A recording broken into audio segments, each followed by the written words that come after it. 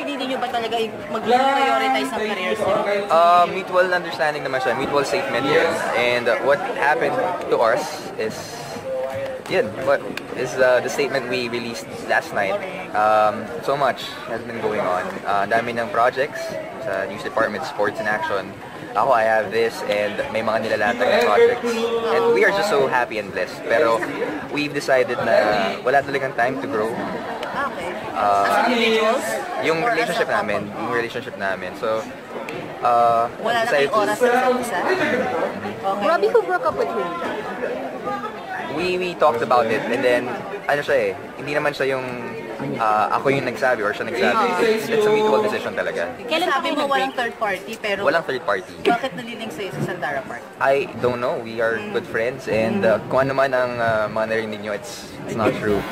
Let's give the respect that she deserves and Nara deserves, kasi she has given honor sa atin kahit na nasa ibang bansa siya. So I think yun ang kailangan natin ibigay sa kanya. At the same time, ibigay natin yung respeto na kailangan natin ibigay kay Gretchen kasi she's been one great person.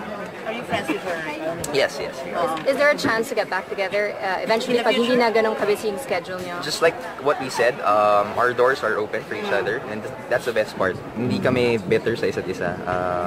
Yes, on my end, I'm still hurting, I'm still sad because of what happened, but sana maayos kasi she's really a great person. Pero kasi napaka-ideal yung kayong couple, di ba? Na kahit na marami kayong work, pinaglaban nyo, and then all of a sudden this happened. Yeah. Talagang too much na ba to bear? There's a fine line for me with being unfair.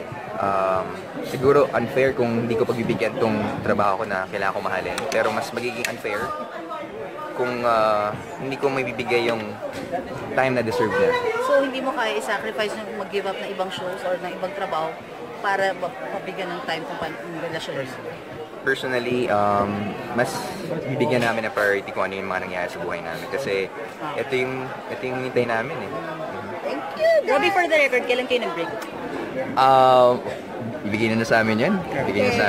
But, yung mga 3-month rule, di nag-a-apply talaga sa akin.